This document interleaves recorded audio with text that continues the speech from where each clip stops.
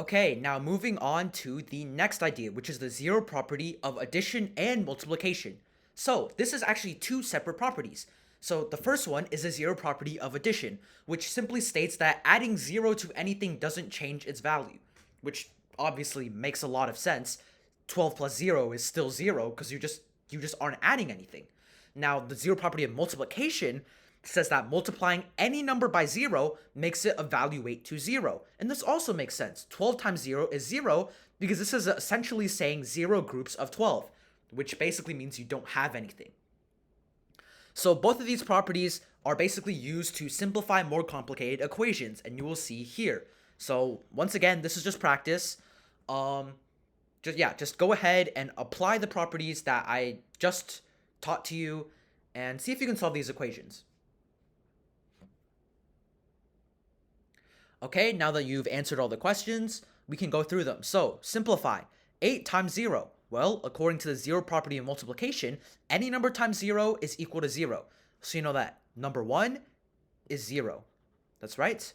Simplify 0 plus 17. According to the zero property of addition, any number plus 0 is just equivalent to that number. So 17 plus 0, 17.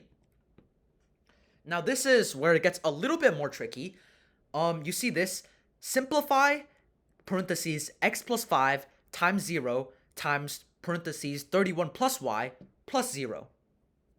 Well, according to the zero property of multiplication, anything times 0 is always 0. So you can see x plus 5 is being multiplied by 0, and so is 31 plus y.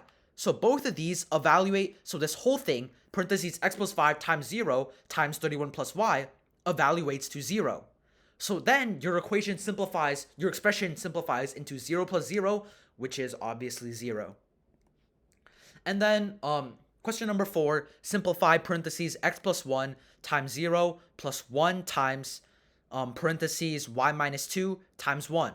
Well, once again, zero property of multiplication, x plus 1 times 0, parentheses x plus 1 times 0 is just 0, plus 1, you distribute this out, you distribute 1 to each term inside the parentheses, this still remains y minus 2, so this becomes 0 plus y minus 2 times 1, which, if you multiply something by 1, it doesn't change the value, and we'll see that, right, and you'll learn that in a second, so this becomes just y minus 2,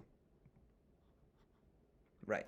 Okay, so solve for x minus 5 times, parentheses, x minus 5 times x plus 4 is equal to 0. Well, according to the zero property, you know that any value multiplied by 0 will return 0. And guess what? You're looking for 0 right here. So you just have to set, basically what you want to do for this question is you want to set one of these multiplication factors, one of these factors being multiplied, x minus 5 or x plus 4, to be equivalent to 0. So x in this situation can be 5, because 5 minus 5 is equal to 0, or it can be negative 4 because negative 4 plus 4 is also equal to 0. And those two are your answers.